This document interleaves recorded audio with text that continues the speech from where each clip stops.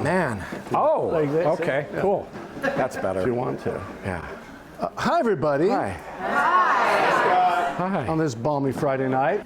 This actually said, in conversation with Scott Freeman, and I said, change that, because you're not here. Those of you who take classes will hear me talk plenty. But, you know, it's really about you having a conversation with Paul, and I get to hear that as well. I'll chime in if I have something I think worthwhile to add. And I'll talk at the end a little bit, but let's get right to it. I'll just say that one of the things I love about having you here is because your film career is, I think, is what is the notable achievement. But you've obviously done television, and you started in the theater and done quite a bit of theater here in New York, Broadway and off-Broadway and at Yale. And I love that, because so many of these actors have that mix and those passions in trying to figure out the balance of those things. So that's one thing I hope we'll get to if they're interested. And I'm just going to throw it to all of you. I'll call on people, because I know most of you. And please, if I don't know your name, just say your name, so it's a little more personal. Do you want to say anything at the top? No, no, Okay. no, not at all. It's very nice to be here. No, I'm looking forward to it. We were just saying, I've never really done much of this kind of thing, talking to actors. So it'll be interesting. Yeah. Very interesting. Is it usually like people at a film festival or something? That kind of thing, Yeah. where I'm just talking to sort of film fans and people who've Where come was the and camera seen placed on that shot? Well, I wish it was that interesting. It's usually, I don't know, it's usually, it's not that. It's usually not that. So, but we'll see, maybe, Well, I'm happy to answer that question are, about where the camera is put for which. Okay, yeah. But these are passionate, curious, talented actors. Awesome. So we'll throw it to them. Who wants to jump in? Who has a question? Just raise your hand. Yeah, Lamar, go for it. Oh, sorry. Thank you so much for coming here My today, pleasure. Paul. Yes, sir. Okay, I know this happens all the time. I'm Lambert, by the way, sorry. Yeah. Lambert? Oh, it's Lambert. I thought it was Lamar. Yeah, Apologize. yeah. I don't want to, That'd be a hell of a way to start this off. What's your name? What? We just met. That's all right. Okay, good. Yeah. Okay. I know this happens all the time, Chris, but was there ever a particular time in your career? Uh-oh. That's my. Oh, no. Just my talking. I thought that was my. This is a disaster so far. Yeah, it's going great so far. I was going to say, I know this happens probably all the time, Chris, but was there ever a particular time in your career where you were working on a project and your art somehow randomly but vividly imitated life, like something that you were going through? And if so, what was the experience and what did you learn about yourself through that experience? I know it's a lot. No. Yeah. That's interesting. I don't know. Nothing leaps to mind where I go, oh, geez, that was exactly what I was going through. I do find sometimes I'm amazed at how much one thing will bleed into the other when I'm doing something. And I will often think, oh, great, I'm getting to do a comedy. My life's going to feel better. And it's like, and I think that's gotten to be less the case as I've gotten older. I think I've learned how to keep them from bleeding into each other. I've had things happen where I've been doing something and something going on in my life was so contrasted to what I was doing that was bizarre. I did something once where I was playing somebody in the most wonderful marriage in the world, and my marriage was falling apart. So we're getting really intimate now. And that was really weird. And I had to do a couple of things in a row where I was like, I keep playing really happily married guys. And I thought, what is going on? Why is that happening? And that was challenging and interesting, and one was, playing a happily married guy was a relief from the other thing, and it was interesting. But I can't think of anything where it was exactly lining up like that. No. That was great. Yeah. That's Yeah. great. Well, I've revealed something really, really painful to me. I hope that's a good start.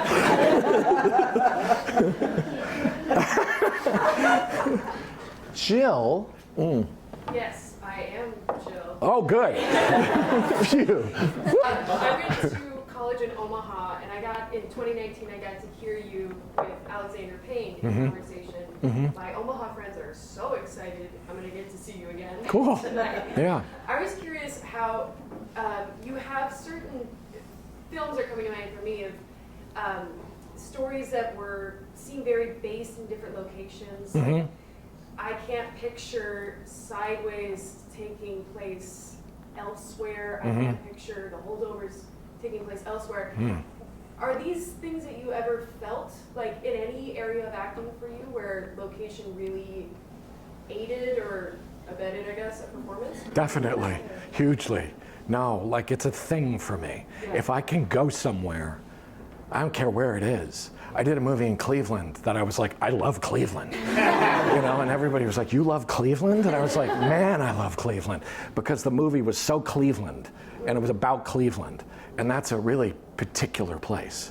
And it was a very particular story. So I do love that thing. I did a thing in Montreal. I've done stuff all over the place. If that can be the case, I really like it. And Alexander Payne, he feels like an American filmmaker in that way of being very interested in American places, like really particular, Hawaii, and cross country in one thing, and California and New England and stuff. Like he's very interested in the places and what it can give you, and finding local people to be in it and stuff like that.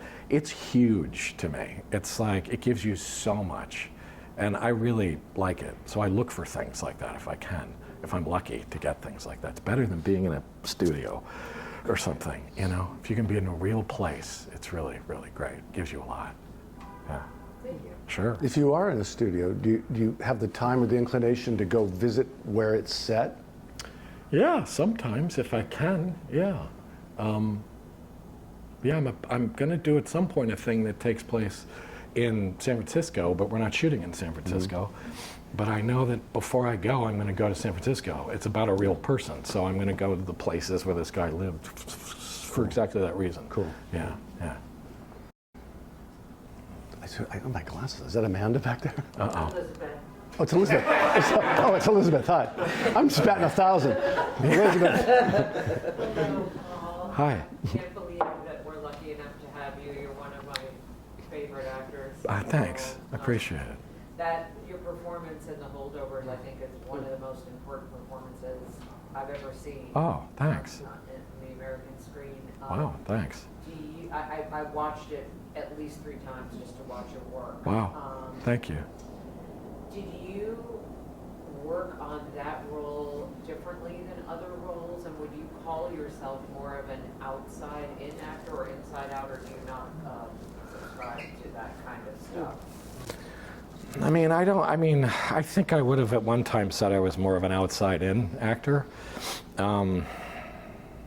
But it's hard to say. I don't know. I can't separate the two things, really. They seem to, you think you're doing it outside in, but you're not really. And you think you're doing it inside out, and you're not really. They're both working in different ways. But I think I do like, if I can have like a peg leg and like a parrot or something, that's great. If I can have something, I do like having an accent or something. I like that kind of thing because it helps me.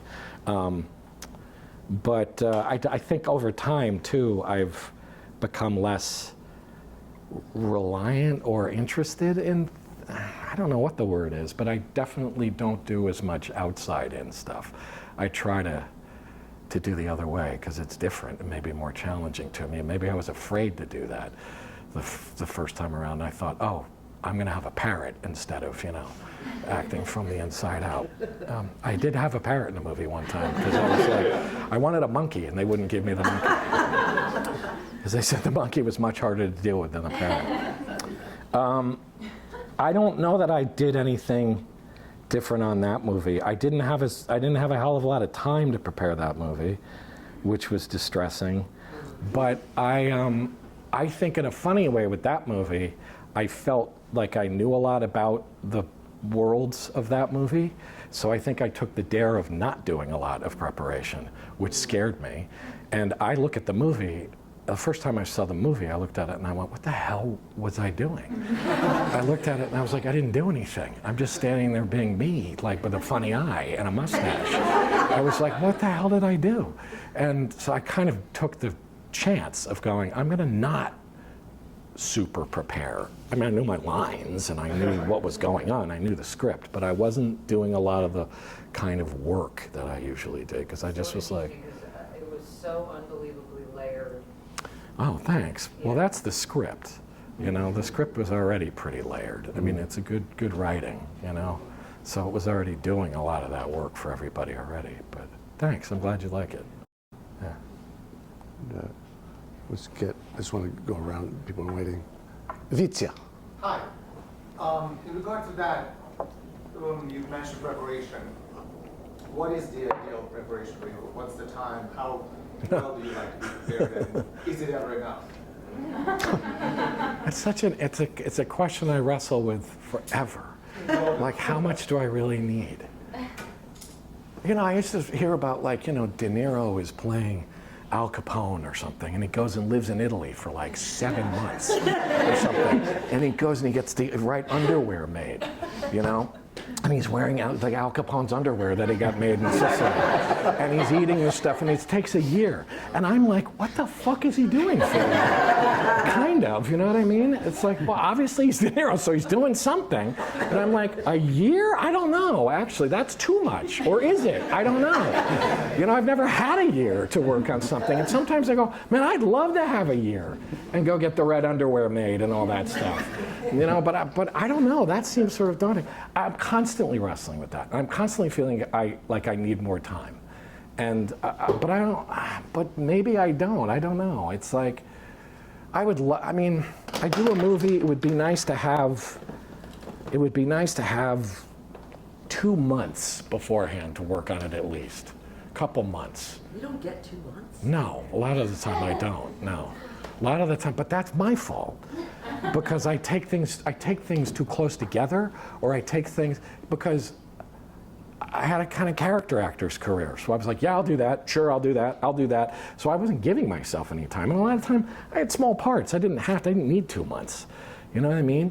But it's like a lead role. Yeah, I'd like to have at least, but I don't get it a lot because also I'll take something that's happening soon, you know, and I don't have that much time. So I like to think, boy, if I had that time or more, you know, it'd be great. If it's 6 months or something like that, that'd be great. To just sit with the script and read it over and over and over and over and over again, you know, and just see what happens with it. But I often don't have the time. And then sometimes I think maybe it's better if I don't have all that time. All that time to sit there and think about it. And I do find myself more and more feeling like I just want to get to set and see what it is about now. You know, rather than sitting at home and reading it over and over again. I get bored.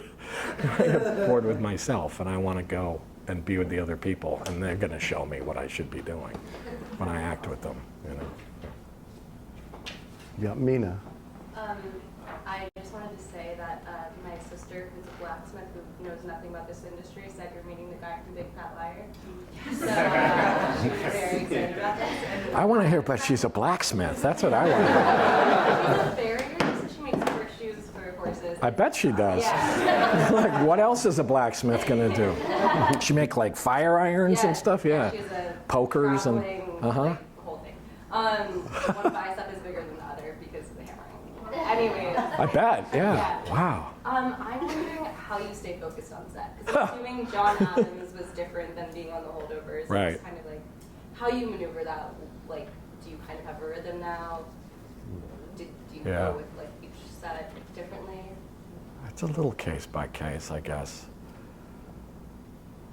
I think I used to be very like, I would separate myself and be very kind of like, nobody talk to me and that kind of thing. And I don't really know that helps, actually. And it depends. I think it depends. It's interesting you say like John Adams as opposed to other things. That thing was like by default this kind of like Daniel Day-Lewis immersive thing. Because I was there all day long, every day, in that costume, all day long, and I never stopped talking. as that guy. And so it's like, thank you. You will always be But John. I appreciate that. Thank you. Thank you. That's a really strange thing to be, too, though. It's like, it's a very peculiar thing to be. I appreciate it, though. No, I appreciate it. No, I appreciate it. It's just a weird president to be associated with. But that was kind of by default. I was so focused all the time because I just was never outside of it. So that was kind of amazing. It was like, it was constantly happening. I didn't sit down and do any and have time to stop concentrating on it. So that was kind of cool. You know, I can't do that, and I don't do that anyway, because I find I'm not a guy who needs to be in it all the time. I don't think. I mean, it depends. Sometimes I feel like I am just sort of more in it anyway, or something about the flavor of it is constantly keeping me in it. I do find that actually I've loosened up and been more willing to kind of interact with people more and keep my mind off it that way, staying focused by keeping my mind off of it by fucking around with people on set, you know, and screwing around and stuff like that. Not screwing around, but you know what I mean, like interacting more. Yeah. I don't know. So in other words, I have no idea how I focus. Is it different for stage? I mean, you were saying before we walked in about you playing Hamlet at Yale Rep. Mm-hmm. Does that equate, or is that a totally different answer to these questions about prep? Yeah, that seems like a totally different thing in a way. I mean, it's like, you know, the focus is, you're focusing in the rehearsal room and you're completely focused. Now when you're doing the thing, you're just completely focused on a thing like that. And your days are turned over to it a little bit, you know, especially, I don't know, I've never done anything for longer than maybe 7 or 8 months of a run of something. Mm-hmm. So I don't know what it's like to do a thing for years. And how you, or whatever, you know, you stay with that focus every day and stuff like that. You're kind of always thinking about it and stuff. So that's different, yeah. Yeah. Yeah, it's different, yeah. Yeah. Who's back there? This is Sarah. Hi. I was just curious what you decided to do TV, like what the thought process was. It's obviously so different than doing films and stuff like that. Like, were you just really drawn to that script? Did you want to work in television? I've never had any plan about anything. So I was never like, I ain't doing TV. I totally would do TV. I didn't get offered much of it. I was doing theater, and then I was doing kind of small roles in movies, and then the movie thing kind of, and you know, I didn't get a lot of TV stuff until more recently, you know, when all the TV stuff became more interesting to everybody. And I got the script. I did this show Billions for a while, and yeah, you're lucky the showrunners aren't here, because they would really flip out. I loved it. I mean, I got the script, and I thought, I was also a period of time. I mean, I was influenced by exterior things. I'm like, my kid was at like 12 or 13 when it started or something. And I thought, oh, that's good. I'll be here in New York. I won't have to leave my kid very much. You know, it's money. It's nice money. It's a good script. It's an interesting part. You know, I'm playing a kind of, well, he was supposed to be sort of a straight arrow lawyer. I thought, I've never done that. And then, you know, turned out to be a complete freak, the character. And so, you know, there was lots of things. And TV was really cool. And I you know, it's different. Yeah. But I enjoyed it. But there was no sense of like, I ain't going to do it, or I am going to do it, or anything like that, you know. Not really. I'd think about it now, doing one, because I was in it for a long time, and I'm a little bit like, I don't know. It's a big commitment. That's, yeah. That I didn't think about. Yeah, that I didn't think about. Yeah. That was stupid. I didn't think. That was stupid. I didn't think this could go on for years like that. You know, I don't know what I was thinking, but I didn't think. That's what I mean. I had no plan, and that's good, but it's bad too, because I wasn't thinking. Yeah. Oh, that's interesting too. Herschel. Hey, my name's Herschel. Hi, Herschel. Nice to meet Thank you you. for being here and Yeah. sharing everything with us. Sure. I have a question for you about how you worked through the idea of staying resilient in the early part of your career, when you were doing theater and you know, smaller roles in films, and your kind of career was you know, playing itself out. How did you stay resilient as an actor and a person during that time? Yeah. You mean with all the sort of just everything an actor goes through? Exactly. All the sort of, yeah. No, I don't.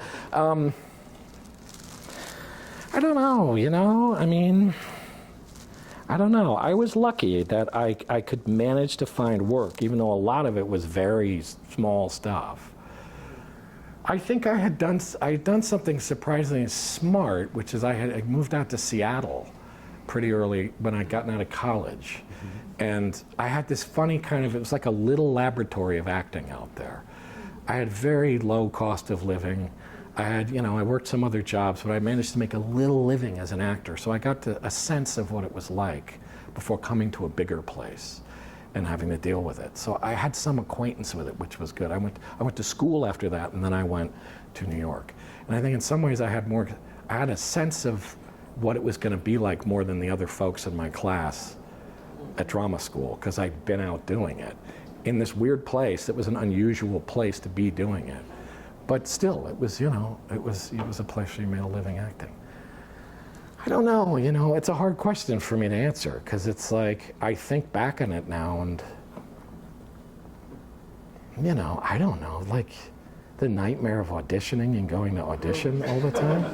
You said you like auditioning. That's what I was just going to say, yeah. Yeah, nice, yeah, I do like it. And I think that happened. I just made a kind of mental adjustment that was like, this is fun. You know, where I was like, I'm having a great time. This is fun. You know, and it was like, so it was kind of. And I think I did a lot of that. You know, I think I did a lot of just going, screw it.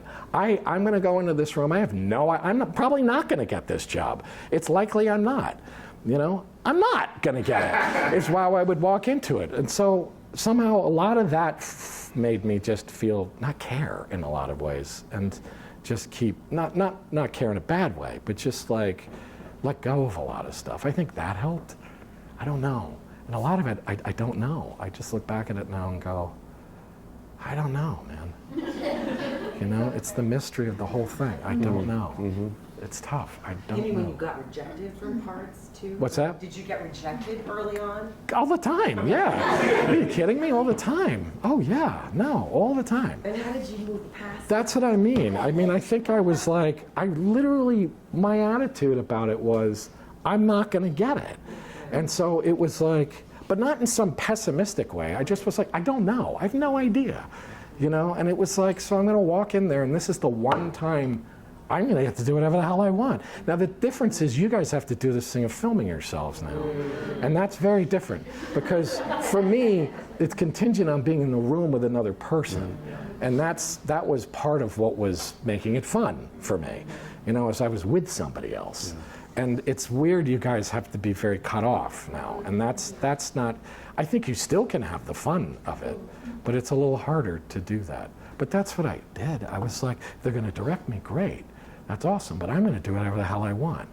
You know, and it's like, so, and I got rejected all the time. Absolutely, yeah. It doesn't really matter. It doesn't really matter.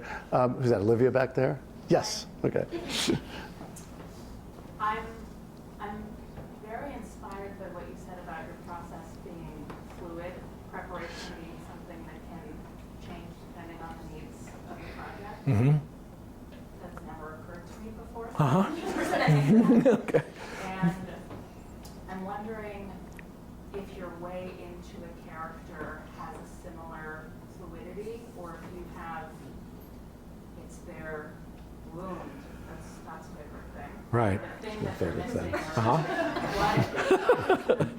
It's a good thing. It is a good thing. That's great, actually. The wound is good. Is there something that you're always grounding yourself in to find the people that you're playing, or is it project dependent? It's a little bit fluid, you know. I think it is a little fluid, and it's sort of what sort of happens, you know. Yeah.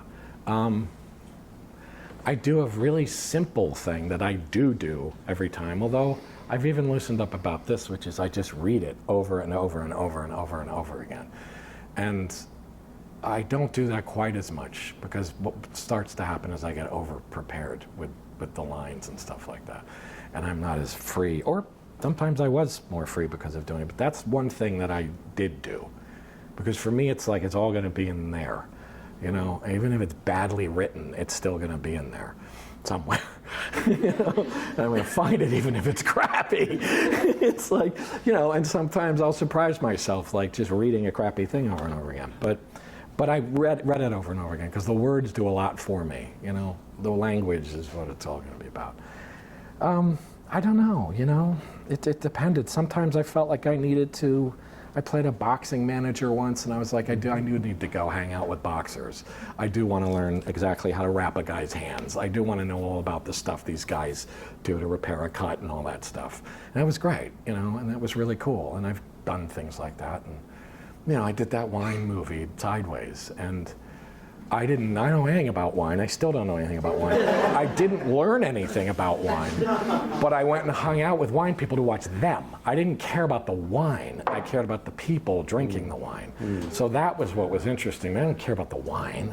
He already wrote what I'm supposed to say about the wine. You know, it was the people and how they behaved and what they were like that was interesting to me.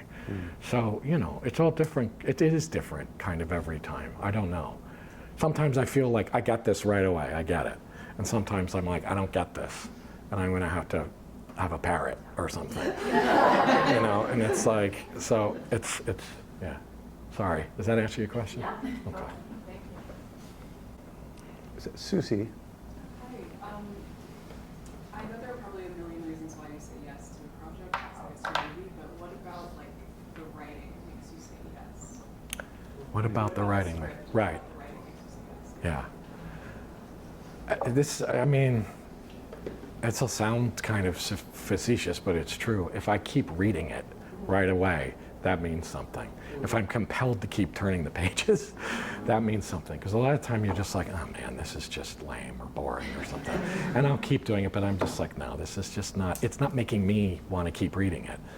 You know, and that's got something to do with the writing or the story or something. You know, something about it is capturing my imagine the story's got to be really good, you know, first and foremost before anything for me, the story just has to be good. And then I often will find if I start saying the words out loud while I'm reading it, something's happening. Something's caught my interest, and for some reason I'm liking this and I'm starting to say it out loud as I'm sitting there reading it. And but the writing, you know, if it's a good story, you know, and that can be anything. I don't know what that's going to be, you know, which is exciting. Yeah. cool. Oh, Dolly, hi. Did I get that right? You did. Phew. On that note, I'm wondering if there's any particular character or kind of story or world or anyone in the business that intrigues you that you would like to work with that you haven't sunk your teeth into yet. I really wanted to. Well, I mean, I wanted to work with and almost got the chance to work with David Lynch. Now that's not going to happen. Yeah. So I just didn't work out, the thing that I was going to do with him, and it just didn't work out because of. But somebody like that, but there isn't really anybody else like that, is there? I mean, that's pretty much one of a kind, that kind of thing. I don't know, I like to be surprised in a way, and I like doing stuff with people that have not done much before or something, and I don't know, nobody leaps to mind. David Lynch was the one person who was sort of like that, and, so he's gone. Going off of that, I'm Dan. Hi. Going off that, I watched your Criterion, and you were talking about Blue Velvet. Yeah. Talking about how that was a movie that was very foundational to you. Can you talk at all about how that maybe still feeds your acting now? And That movie? yeah, because I think we all kind of have a movie that made us want to be sitting in this room with Yeah. you right now. Yeah. And if that still weighs on you to this point. I wonder if it does. I mean, yeah, I saw it, I must have been a sophomore in college, I think I was. And I'd been doing a lot of acting as an extracurricular thing, and I loved it, And I think some deeper subconscious part of me knew I was going to actually do it, but consciously, I don't know. I think I thought, I'm going to be a teacher or something. I'm not really going to be an actor. And I had a sister who was a very interesting person who was very keen on weird movies and stuff, and she called me and she said, "You gotta go see this movie, Blue Velvet." I said, "What's it about?" She said, "I'm not gonna tell you, just go see it." And I was like, okay. So I was with a buddy of mine, and I'm gonna be completely honest, I got really high to go see that movie. I was in college. Yeah, perfect. Yeah, was it perfect? That movie started, and I was like, holy shit. It got to the ants fighting in the grass, and I was like, oh my God. By the end of that movie, I was out of my mind. And I remember just going back to my dorm and going outside and just walking around for like hours. Like, I was so jazzed up by that movie. And I mean, the movie itself is amazing, and everything about it. And I just saw it again not that long ago, and it's a nearly perfect movie. You know, I mean, it really is. But it was Dennis Hopper in that movie that really was the thing that I was like, if I could, I do want to do this, because if I could do that, that'd be fucking amazing. You know, and it's like, he was amazing in that movie.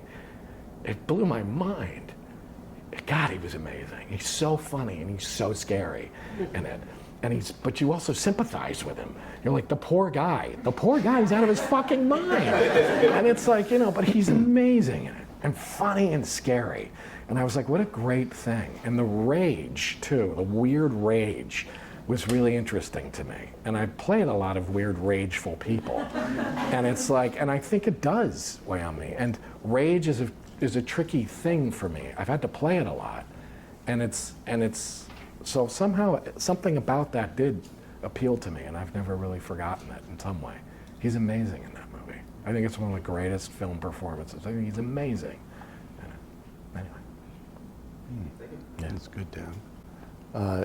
Somebody's had their hand up for a while. Nama, yeah. Hi. Do you ever find that there's something you're working on, and you're just trying to access something and you can't get through, and you know you need to get through it to the other side, to whichever way it is what do you do? I understand that this is such a broad question. Yeah. And it's different based on the piece that you're working on or the people you're working with. But, Yeah. So other than a parrot, Yeah. what's the internal? Parrot's pretty good. All the monkeys. Monkey. That's a good, I mean, it is a hard question, and it is like, it's always so different. And it's harder, you know, in a play, it's nice you have rehearsal, so you can try to get through that, you know, and if you're lucky and you have a movie where you have rehearsal, you can sort of try to get through that, you know. But when you're on a set and you're shooting and you're like, I can't fucking get this, you know, it's hard because you have all this pressure on you too. What I'm trying to learn how to do in those moments, and I still don't really do it, is just stop trying to do anything. Just stop. Just stop. Like, and whatever the hell it is you're doing, just stop doing it. And just, I saw somebody recently, I can't remember who it was, who worked with Orson Welles, you know, as an actor, and Orson Welles as an actor. And they said something to him along these lines, I just can't find this thing, I can't figure it out. And Orson Welles said, when in doubt, do nothing. And I thought, oh, that's good advice. I was like, so I'm going to try that next time and just see. But I don't do it. I don't allow myself to do it. I keep going. I got to keep trying to figure it out. I got to keep trying this and that, and I just keep butting my head against it. And I got to just let myself take the time to stop and just stop trying to work at it so hard, you know? But I have a hard time doing that because I'm so fucking determined to get it right, which is stupid because I'm never going to get it right, you know? So, I don't know. It doesn't really help, but okay. Sorry, Mike. Hey, I'm Stan, because I've only been seeing your eyebrows this whole time. My question to you is, earlier on, you talked about the small roles you would take. I guess my question is, what's your take on, like, when us actors book, like, a small guest star on a show like Billions? We have a scene with someone like you at your caliber. We do our scene, director comes in, he's like, cut, you know, we got it.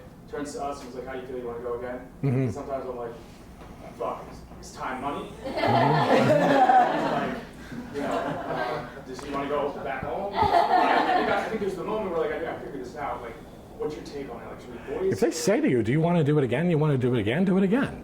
I mean, yeah, if they say to you, do you want to do it again? Do it, and you want to, yeah, Yeah, 'cause do that it was again. Like, it's like, shit, does it seem like... Oh, fuck the other guy. Who cares? Just do it again. Yeah, seriously. The hell with the other guy. It's like, you know, if they ask you, you want to do it, then definitely do it again. Yeah, if you want to. Yeah, for sure. Yeah. Yeah. I like that. It's over here. Monty said I can do it again. Yeah. That's right. No, I'm saying. Yeah. Oh, hi, Juliana. Did you have your hand in the air? I did. Yeah. Hi. Hi. Hi, Paul. It's Juliana. Nice to meet you. Nice to meet you. I come from a similar training background as you do. I recall James Bundy saying you were his favorite Hamlet while I was doing Hamlet at the That's time. nice. Which Oh. made me very jealous. But I have a question at this point in terms of technique. When you get rammed so much technique as an actor, how did you find who you were again in freedom? Because I find that when I think of great artistry, I think of freedom. But those few years coming out of school, it's Yeah. just, I think so much technique. Yeah. And then my follow-up question is, do you even think of any of that anymore? And do you even think of objective? Do you even think of, I want to make you feel this? Yeah. And then the last thing I'll say is, part of why I'm struggling with that too is because I find that, like, I think Isabel Hubert said something like, I just find that I don't think of anything. I think of just being in a different energetic state of mind. Yeah. Which helped in like flow with camera. Yeah. But I find that technique manifests as tension for me sometimes. Yeah. And I sometimes think, fuck technique. Uh-huh. But I just don't know how, I struggled those few years coming out of school Yeah. of who I was when I was like a raw actor and I didn't know anything. Yeah. You know, like Yeah. you thrive on this kind of spontaneity and Yeah. then you get rammed all this technique. Yeah. Absolutely. I've heard that thing that she said, that it's like a temperature chart. Yeah. That's the script. It's like she changes her temperature, she said, or something, Isabella Huppert. It's cool Yeah. what she said about it. That's cool. Yeah, no, I know what you mean. And I felt a lot of the same thing when I came out. I felt really hampered by all this stuff I'd had put on me. And a lot of it just went away, you know, because if you can work and you're lucky enough to work, you just don't have the time for it. You know what I mean? And it starts to fall away, especially film stuff. Like, it just doesn't, you just find yourself not doing it, you know? And it's like, it starts to fall away, I think, in some ways, if you let it. Just let go of it in some ways, you know? Are you thinking any like, It's funny, you see, I said, I actually have found, operative words? no, I have found some of it was useful and unconsciously. Like, sometimes the word is, sometimes I am like, oh, it does matter when I hit that word instead of some other thing. It can be, you know. I have sometimes found myself going, if I am in a bind, sometimes I have sort of been like, well, what am I trying to get out of this guy here? I do sometimes, very rarely, but I do find it comes back to me sometimes. And it feels now like I'm in command of it instead of it in command of me. So that's what's good about it now. But I'm old now, so it's like I've been doing this a long time. So it's like I've managed to do that with it. But do you find before they run action, you're just, I think Oscar Isaac said this, but like, you're just trying to be present, or are you thinking kind of like, let me try to activate, like, or Depends. is that Depends. process right before It depends what's going on in the thing. You know what I mean? What the scene is or something. I don't know. I mean, I'm trying not to. I'm never.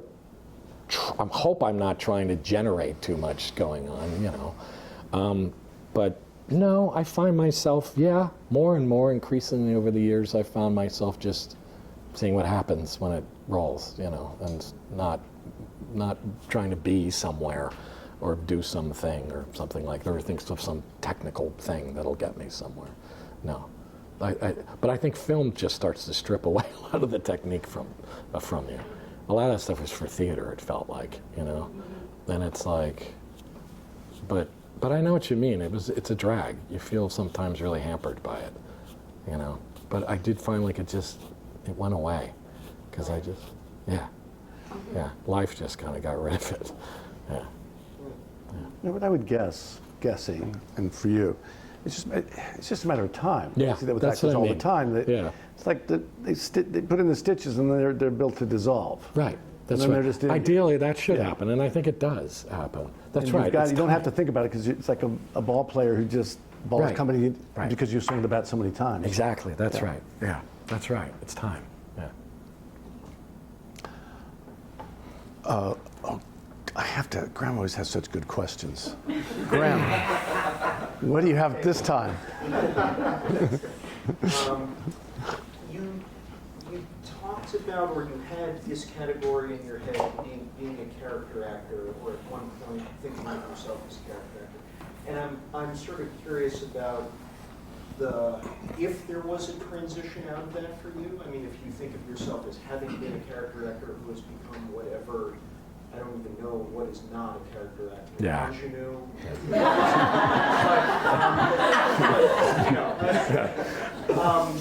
But you know, when that transition happened, if it was just sort of a warming up process and it occurred organically over time, but particularly if you felt in that transition that there were internal things that you needed to change about yourself, or how Right. you work, or how you think about. Right.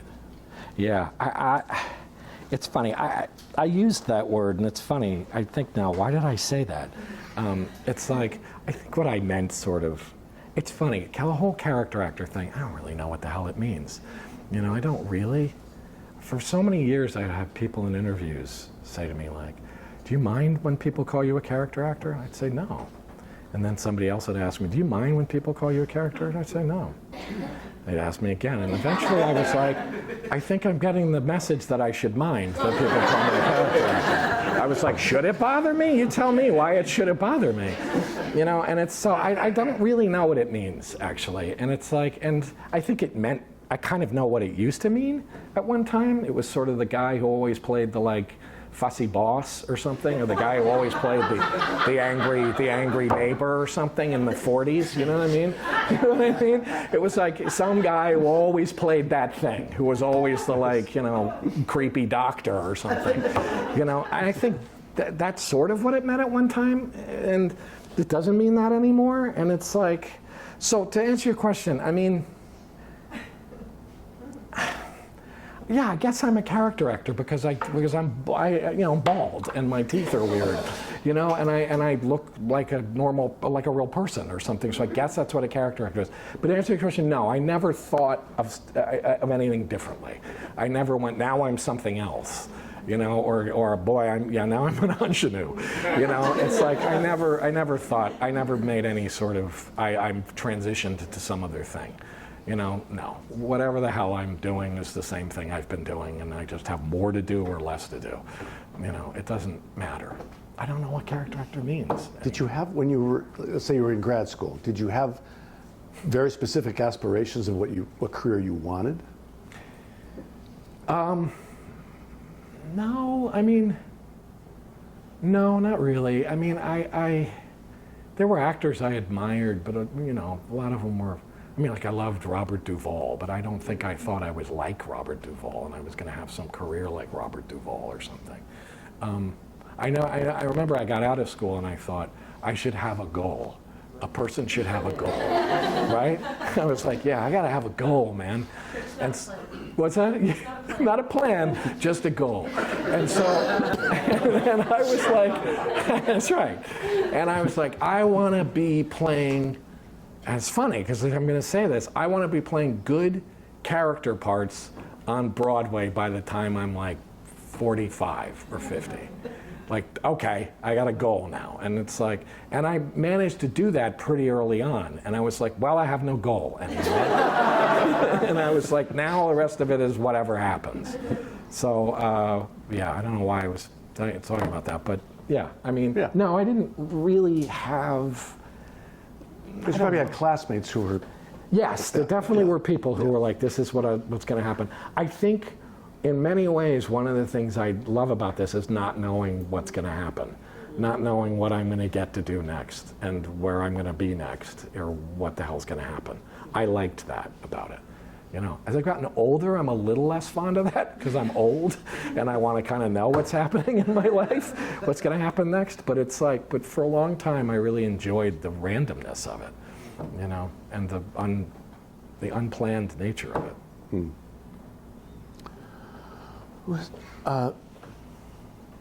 I don't know you. Hi. Oh, hi, Dan. I can ask. Yeah. Another Dan, Yeah. Hi, Paul. Hi, Dan. I think many of us have probably been in this situation where we're doing a show, maybe a play, and we've had the whole day to ourselves to do whatever we want. We get to the theater, we have time to prepare, do warm-ups, whatever, and then we feel like we did a shit job in the play. And then other days where maybe we're working the entire day. Sure. And You had a burrito right before you went on stage, and you were great. Yeah. That was like the best thing. Right. Have you noticed any sort of rhyme or reason within your own work as to when one happens versus the other? Because it's a huge mystery to me. It's a mystery. I'm going to let it remain a mystery, Dan. It's a mystery. I mean, I know what you mean, totally. You know, and I would bet, though, that a lot of the time you weren't bad when you thought you were bad. Objectively, you weren't bad, any different than when you thought you were great. And I bet when you thought you were great, you might not have been. You know, I mean, it's hard to know. You know, especially a play, you know, it's like, especially with a play. I know, there's not really any rhyme or reason to it. The only thing you can do is just have done your work as well as you can and just show up. And, you know, a lot of it is, who the hell knows, you know? But if you at least have the foundation of having done your work and shown up, you know, you just see what the hell else. I can't think of any trick or something for myself that guarantees me I'm going to be awesome out there, you know? And it's like, I really can't. If I could, that'd be great, you know? No, but certainly there's people who have a real regimen and a thing they do, you know? And when I've done plays, I've certainly thought, you know, I got to eat that bowl of noodles that I've eaten every night now before the show, or it's going to blow the whole thing if I don't eat those noodles, you know, and stuff like that. You know, when I did a play, there's a certain superstition like that, but it doesn't mean anything, you know. So to answer your question, I don't know. I don't know. Okay. Okay, good. Eli. Hi. When you do such a wonderful movie like Sideways, have you found in your career that you played a part in making that happen? Or was it just a whole bunch of wonderful projects that kind of came upon you? Or was it you pursuing certain directors, certain writers? No, I was just lucky that came to me. I've never really been a guy who's been like, I'm going to go after that thing. Like I just was saying, I kind of like not knowing what's going to happen. So no, it was a lucky trail of things that led to that, you know, that I did enough things that got me somewhere where I ended up in a room with him, you know. I did think to myself when I saw Election the first time, boy, it'd be great to work with a guy like that, you know? And so when I was in the room with him, I was like, oh, this is awesome. I'm getting to meet Alexander Payne. But as I said before, I figured I wasn't going to get the part. And, you know, and for a long time, it was months before I actually found out if I did. But no, I mean, that was just lucky. It was just luck that I ended up there. It really was. Yeah. Yeah. There you go. You've had a question for a while. Me? Yeah. Yes. Oh, wow. Hi. Hi. I'm Anastasia Kurvaya. Hi. Thank you for being here. I think it means a lot to everyone. Okay. My question was really long, but I'm going to dial it down now. So, for actors who are just trying to get their very first small one-liner, like man in a sleeping bag. Uh-huh. How do you think we could focus our energy on doing that? Like, do we audition for everything and anything? Do we, how do we get that foot in the door? I'm just trying to bridge between, like, where I'm at now and the next move, you know? Well, I would say just audition for anything and everything. I mean, that's what I would say. That's how I got Man in Sleeping Bag, let me tell you. And yeah. You know, I mean, but again, I You were a little bit. You were incredible. Thanks a lot, man. I watched it 3 times. I've watched it. But that goes to the thing of why I think I said character actor thing before, because in some part of my brain, character actor is a guy who just goes in and auditions for anything and everything, you know, and it's the guy who's like, I'll be Man in Sleeping Bag if you want me to be Man in Sleeping Bag. I think that's why I said that, because there was some idea that that's what I was doing, and I've characterized that as a character actor's approach to things. But I would say, for the most part, audition for anything and everything, you know? I mean, who knows, you know, and you know, it's funny with that. When I was doing all that holdovers stuff last year, and I got a lot of people saying to me, like, wow, you went from Man in Sleeping Bag to this. And, you know, that must have really been, and I was like, hey, Man in Sleeping Bag was a job. It was a really good job, and I was really glad to have Man in Sleeping Bag. You know, it wasn't a joke, and it wasn't, you know, and I was a little bit like, I was fucking happy to be Man in Sleeping Bag. You know, and so it's like, just whatever, you know, if you're talking about that, of like, how do I just get going? Yeah, why not? Yeah, why not? Yeah. Thank you. Yeah. Who else? Oh, yes. Daphne. Hi, my name is Daphne. Hi. A little bit of a businessy question, but can you talk a little about your journey with agents, managers, kind of like grad school, and just, was it a good experience for you, like that journey of finding someone you connect with? And Yeah. I mean, I was very, you know, you go to a drama school like we went to, and it's like, you're lucky because they set you up to see agents, and if you're lucky, you come out of there and you get an agent. So I was lucky that way. Happy graduate 2020 club. Right, I know, yeah. I know. That fucking drag. But back when I was there, you would maybe get an agent coming out of a place like that. So, you know, that was great. And I was very lucky with a guy that I had very early on with a place that is no longer around, called Writers and Artists. You remember Writers and Artists? Yeah. Did you ever know that guy, Philip Carlson? Did you know him? Oh, Philip used to work at the studio. Did he used to work here? Yeah. He was my agent. He was my first agent. Yeah. He was an agent, and he had been an actor. And he sort of went back to being an actor, didn't he? He was fantastic. He was a great agent to have. I was very lucky to have him as my agent. That's great. Because he was also very like, just do it, whatever, go ahead, do it. Well, you know, he was great. And so I was lucky to have that. And then there were sort of funky things happened. I mean, you know, I've been lucky that I've managed. I went to a very big agency early on because I had a manager that went there, and the place Philip was at fell apart. Bloom, J. Michael Bloom. Ooh. Yeah, so it was an agency that collapsed. So yeah, remember that guy? Yes. You remember that guy? And yeah, he was really like, and the guy was embezzling from the company, wasn't he?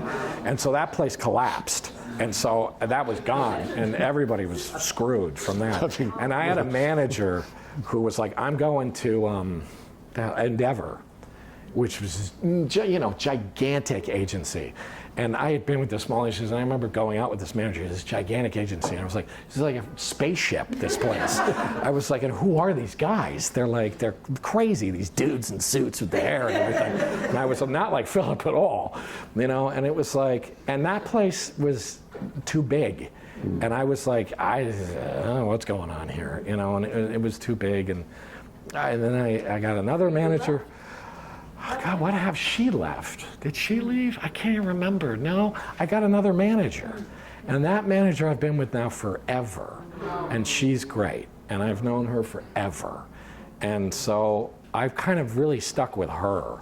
And it's like then that woman got fired from Endeavor, and I ended up just as my manager for a while, and then I went to another big agency, but I was in a place where I felt more comfortable in a big agency with an agent who's good, and I mean, it's crazy. It's like, it's really crazy. And there's people who like jump ship and go to new agents all the time. They're just changing their agents all the time. And I was always like, I don't know, is that really what you should be doing? I have no idea. But I'm lucky. I just sort of kept falling in with people that were willing to take me on, and then I landed with these people who were very good. And I started out with a guy who was really, really great, and that was really lucky. Philip was special guy. He's got a book out too. You can talk about it. Yeah. And his thing was people who are coming up who obviously had so much promise, and he's people like you and other people. He's got lists. Phil Hoffman, long a long list of people he invested in that he took on. Yeah. He was great. He was really great. So you have a manager but not an agent? Or do you work? No, now I have both. Yeah, now I have both. I have an agent and a manager. But the manager I've been with for I don't know how long, 20 some odd years. Derek, did your question get asked? Just kind of wanted to know when you knew you wanted to pursue acting, and if you had since moments of doubt or other recurring moments of doubt, and how you steered your course.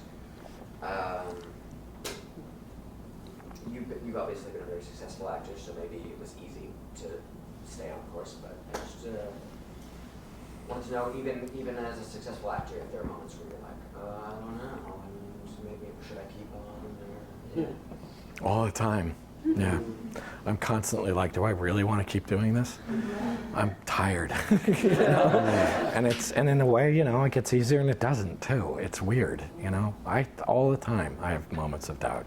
And it's like, and I had periods of time where I really was like, this is just ridiculous, why am I doing this? And, it was hard to get a job, and it was I was doing stuff that I was like, okay. I mean, even though I was like, I'll play Man in Sleeping Bag, I was a little bit like, I'm going to play Man in Sleeping Bag again, basically. And it was like, okay, and it just, a lot, yeah. And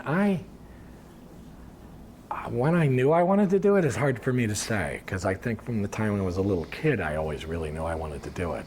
But I don't think I admitted to myself I wanted to do it until I was older, in my sort of early 20s. And that's when I went back to school and stuff like that. And I was like, no, I really do want to do this. This is what I should do. But I started from a place of great skepticism about it.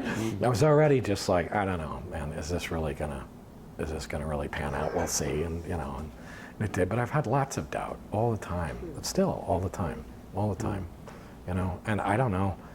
Something comes along, I guess, that makes me keep doing it, or some hope that, oh, this thing will come along, or whatever, but I have doubt about it all the time. Doubt fuels a lot of what I've done in my life. And I think it fuels a lot of my acting, too, And I think it's why I end up playing a lot of conflicted people, because it's like I'm a conflicted person. So I guess to your question earlier, it's like a lot of things match up to my life, I guess. But I have doubts all the time. Yeah. There's Constance. Hi. Hi, I'm Constance. Hi. I wanted to go back a little bit to your not caring attitude in an audition, which is delightful. I know somebody else who also always says you're not going to get a funny job, so just have fun. Yeah. But I wonder, how do you manage that? Like maybe go back to your moment for auditioning for Sideways with Alexander Payne. As you get closer to the possibility, right? You get called back, you get whatever. How do you manage that expectation? That's interesting. Right. And do your work. Right. Yeah, not get all freaked out by all that. Yeah. That didn't happen with Sideways. Okay. No, that didn't happen with Sideways. I auditioned for that, and then, I walked out of the room and was like, I'm not getting that. And I didn't hear anything. And I just was like, right, I'm not getting that. And it was months later that my agent called me I was in LA for some reason, and she was like, Alexander Payne wants to meet you. And he wants to talk to you about that movie, and do you want to do that movie? I was like, what? Were you kidding me? I was like, what? And I said, what's the part? Because I didn't even know what the part was. I just had a scene. That's all I did. She was like, it's one of the leads in the movie. I was like, what, are you kidding me? and I went to have dinner with him, and he's such this polite. This is not your question, but it's just he's such a polite Midwestern man. He was like, I just want to know if you would like to do my movie. and I was like, yeah, man, sure. But I was thinking, I think I said to him, nobody's going to make your movie with me in it, are they? And he was like, I'll find somebody to make the movie with you in it. And I was like, okay, and he did. So that didn't happen that way. But things where that did happen, yeah, that's really difficult, isn't it? Because you start going, oh, geez, oh God, now I do have to care. Now I care. And it's like, yeah, I think I still somehow had this attitude of, nah, it's not gonna happen, and had fun still with it. I somehow just kept maintaining it, but it's hard, right? As you get closer, the nerves go up, and it gets harder. And again, you guys have to do it a lot on camera, which is just sucks. You can't be, oh my God. I mean, I don't know, maybe there's people who like it. Callbacks are tremendously fun. Screen call, Zoom callbacks, right. It's just like, it's crazy. And I suppose maybe there's people who enjoy it, so I don't want to be like putting it down if there's people who actually find it fun, but I just think it's crazy. It's like, I don't get it. It's like everything about it is terrible to me. But, whatever, what do I know? But it makes it so much harder because, again, the nerves you're talking about, they can transmute when you're in the room with somebody. You know what I mean? When you're actually there, like all that changes when you're with a person. Yeah. It's like, whatever, all kinds of things will suddenly happen. Or you'll fuck it up and they're cool with it, but they're there and then you do it again and you do get the part. I don't know. It's just the screen thing. It takes out that, I used to play a little game with myself as an actor, right? I'm going to see if I can get the part before I even read the script. Let's see the first minute if I can charm him enough and have them shoot the shit. And there's that, God, this guy can act. We want it. Right. Because that was so much a part of it. And it was a part of it. Yeah, it was a part of it. Yeah, whatever it was. Or you came in and didn't say a word and then surprised them with some crazy thing. You know what I mean? They were like, this guy looked like so quiet and meek, and now he's like going bananas in front of me. You know what I mean? It's like something is so different, and it's too bad.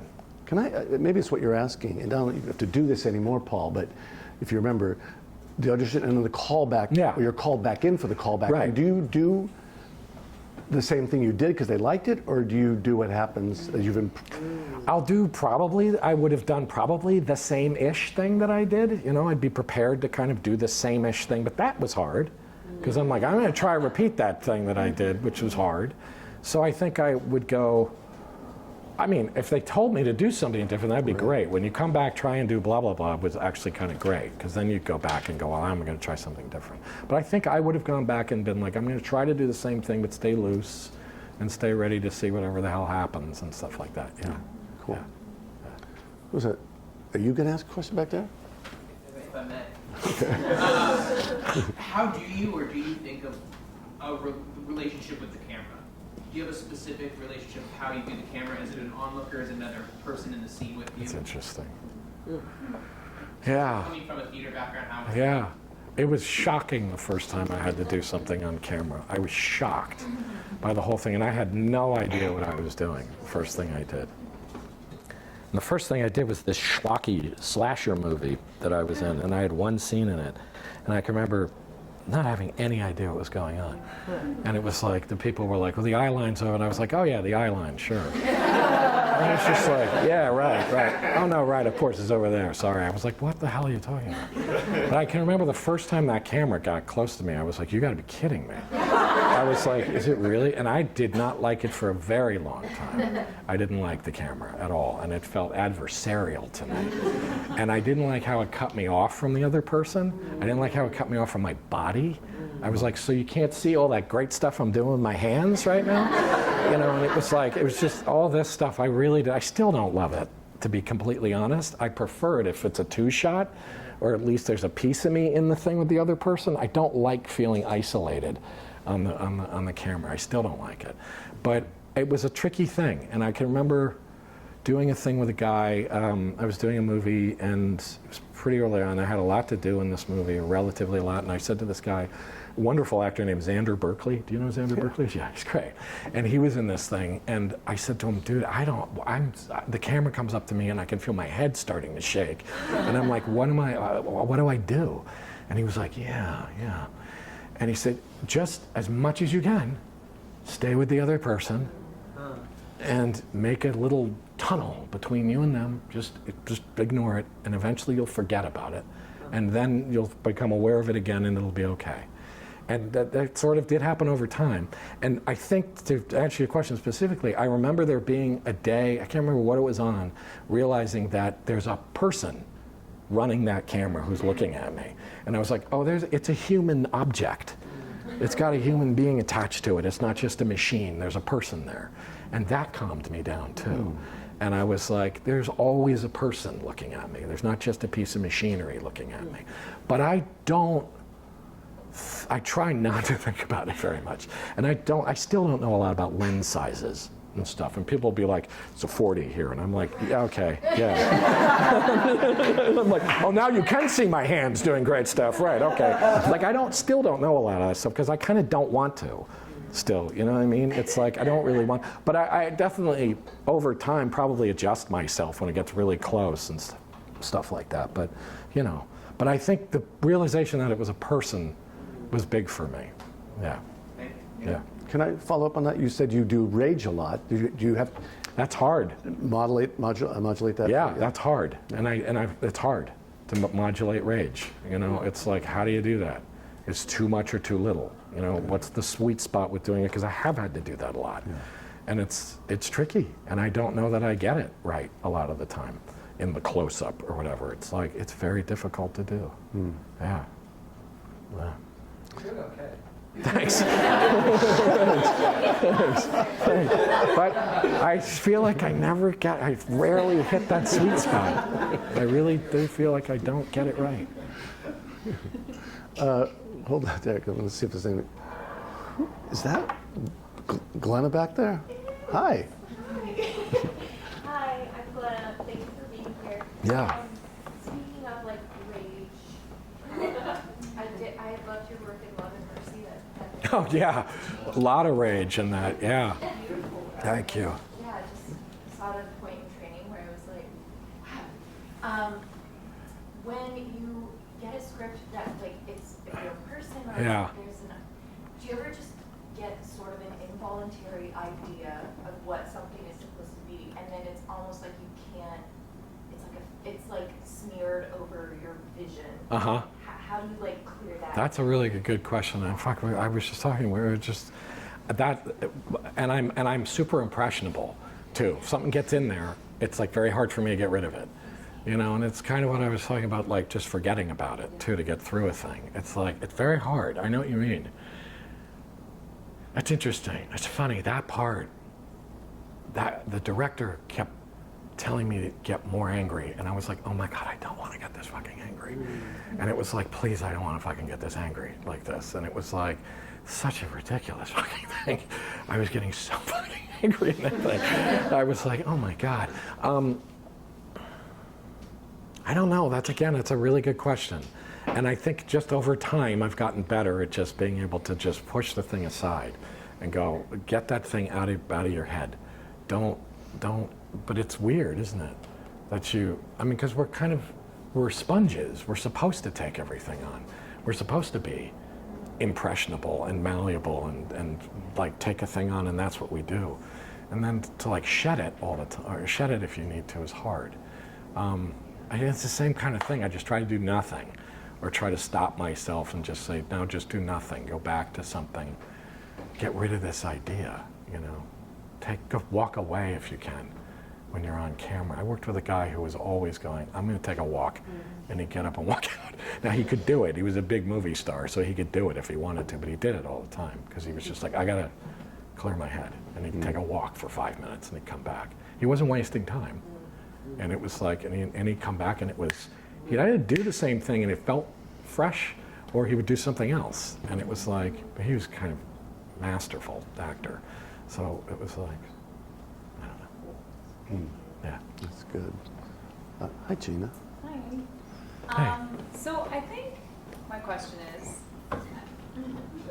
kind of trailing on all these other thoughts of like, what do you think about when you're doing something, especially when you're first working, like when you're, okay, rolling, go, okay, what are you thinking about? Because, and how do you know if you're doing it or you're not? Because, yeah, I don't see how you can possibly know that, and you were kind of hinting at that before, but like, how do you possibly know, other than being present with the other person, or just, oh, something's working in me, let's keep going, but like, how do you, otherwise, I don't even know how you know if you're in it or not. You know, not in it, but in the thing that you want it to be, or in the thing that it should be, or not. Yeah. You know, it's so nebulous, and It is nebulous. Yeah, I suppose it is. It is really nebulous, and film especially is really nebulous. I mean, it's so strange and all over the place, and like sort of nebulous. It's a good question, and again, it's like I don't know that I have a great answer for it, unfortunately.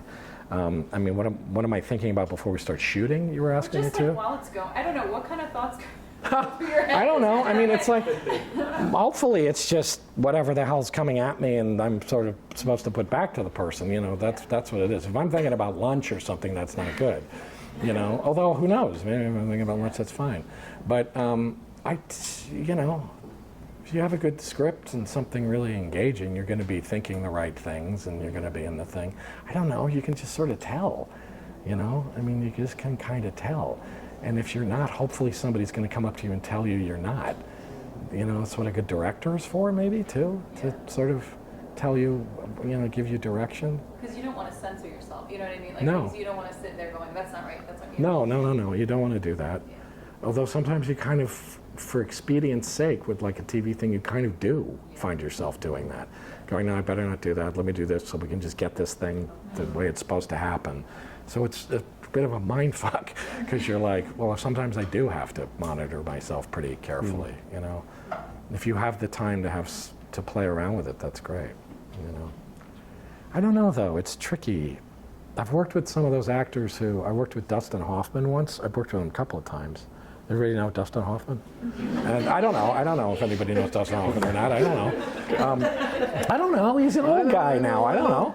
And he was very like, you know, I don't know why I'm thinking of this, but I did a scene once where I had to come in. He was playing my father. I had to come in, and I had to say to him, I need to get a divorce. And I was all kind of worked up about it. And I remember, and we rehearsed it before we shot it. We'd rehearsed it in the room. We'd rehearsed it before we shot it. And he's supposed to go, oh my God, what do you mean you need a divorce? What are you talking about? And so we rehearsed it. Everything was great. And we came in to shoot it the first time, and I came in and I said, I need to get a divorce. He said, why are you angry all the time? Why are you so angry all the time? And I said, what? And he said, why are you so angry all the time? I said, I'm not angry. He said, yeah, you are. He said, just calm down and talk to me now. Why do you need to get a divorce? And I was like, and he got me in the thing. You know what I mean? And he was like, stop doing that thing you're doing. I've watched you do it now 1,000,000 times, and I'm going to tell you to stop fucking doing it. In the scene while the camera was rolling. And it was like, but it was kind of amazing, because I just was like, wow, what? I was like, man, I'm not angry anymore. What the fuck, what? You know, and it was really kind of amazing. And it was like, you know, and he would just go, not all the time, sometimes in scenes, it would become like a Picasso painting. And you were like, what is happening? You know, and you would just go, and then you would kind of pull it back in, and then you would suddenly be like, oh, right, now I feel right. Because I'm actually just listening to him and talking to him, and I'm not trying to do something that I had planned, that I came in with. It's you know, like the scene in Tootsie with Terry Garr, and you were Terry Garr. Right, yeah, totally. It was crazy, because I just was like, what the fuck are you doing, dude? I was like, that's what you're supposed to say, you know? But it was amazing. But he would just kind of, he was, you know, it was leaving everything on the table, you know? I don't know, it doesn't really answer your question, but it was interesting. Oh, thanks. We just have time for one, maybe two more. Hi. Oh, hi. Hi, Paul. Hi. I have two questions. You can either answer the two or take them on. So the first one is, what has been the biggest challenge in your acting career? And what has been the acting job that you have enjoyed the most, and why? Challenge, like in terms of like work, like a job, like a role or something? Or you mean just like, oh, I did this thing for HBO, John Adams, about the American Revolution, and that was insane. I mean, that was like, I'll never do anything like that again. It was like 7 months. I was on every day. I was saying it was like this crazy. It was crazy, and there was kind of no script really, and I was getting handed the script a lot of the time that morning, or right before a scene, and everything was being rewritten constantly, and it was insane. It was insane. And so it was just nuts, and the director was nuts, and it was nuts, and so I'll never do anything like that again. And the physical stamina that it took, and I never shut up in the thing, and it was like, it was bananas, and so that was hard. I did a movie. I mean, I've done plays that I really loved. I did a production of The Iceman Cometh a long time ago that I loved doing, and it was a very difficult part. I did a movie called The Illusionist, which is about magicians and stuff like that. And I loved playing that character. Because talk about like having a parrot. I was like, I had an accent and a pipe and black gloves and a hat. And I was like, jumping out of a horse and carriage and all this stuff. And it was like fantastic. And it was gaslight. It was like Sherlock Holmes. I had like a cape and shit. It was like awesome. So it was like, that was some of the most fun I've ever had. Because it was just like, what's that? I would love to do something like that again. I would have played that character for the rest of my life. It was like, this is awesome. Just a pipe. It's like, yeah, I got a pipe, man. Like I'm saying, it was just like, this is awesome. Yeah. I'm just going to take one more question. Yes. My name's Shay. Hi. It's been so awesome to watch you talk about acting. I can tell that you really love it. I know you all probably relate to that. And I'm wondering if you can pinpoint something that you love about it that makes you keep coming back to it, to push away all that doubt. I know that we all feel and you feel as well, that you just like can't get away from. Yeah. Yeah. I don't know if I can try and pinpoint something. I don't know. I don't know if I can, I can try and pinpoint something. I don't know, but it certainly is a compulsion, isn't it? It's like, it's compulsive. Like, you can't help yourself, can you? It's like, it's nuts, I've been so fortunate to find different things and to sort of inhabit different worlds. I really feel like I'm lucky. I feel like part of my job is to be in different worlds, to satisfy myself, but also to be sort of like, so if I can be on a spaceship or in a Western or something, it is. So that's the thing, is that it's like, it's really fun. And they take the fun away a lot, and it's like, there's a lot between you and the fun. And it's like, there's a lot of shit you gotta get through just to have fun, and it's like, but I think about, it's like when I did like a stupid industrial film for the Boeing Corporation in Seattle. Like, it was fun, it's like, or whatever, it's like a TV commercial, whatever. Like, it is fun. I don't even have to find the fun, it is fun. I don't have to make it fun, it is fun. But there's just so much crap in the way of it being fun, It doesn't answer your question, really, but it's like, but it is fun, and you can't. I feel like a lot of the time, exactly what you said, it's so hard to just keep doing it, but you know when you can't not. Yeah, you can't. Right, and then you get to do it, and you're like, this is really fun, Even when it sucks, or it's bad, or there's crazy people, or whatever, like, it can still be really fun. And it's like the other people are really fun. The whole thing is fun. It should be. So, I don't know. Yeah. That's a marvelous, that has to be our last question, but that really does sum it up, because you're bringing it back to what you just said about the other people are fun. Yeah. It's that sense of community. I'm harping back to the beginning of the evening and talking about community and how important, talking about self-tapes and how lonely that can be and how disassociated it can be. But as long as there are people like you, and we provide a place like this for you to come to and meet with other people, you get your community. Right. You make great friendships and work relationships. You learn from each other and learn from these wonderful guests that we have coming in and so forth. So before I conclude, just people you want to come to these, you're already on the list, but if people want to do that, make sure they get on the newsletter. It's the only way you hear about it. And come see us again. I want to thank, before I thank Paul, I want to thank our staff who set this up, Derek, Jamie, and Lizzie.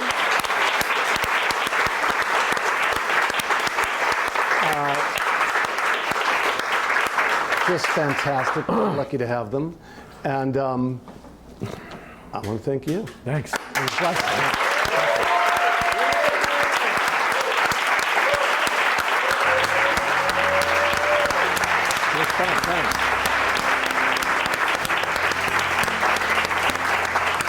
So we have more refreshments. You can come out and hang out and chat with each other. We're not closing up or anything. Just come meet some people you don't know, see people you haven't seen in a while. And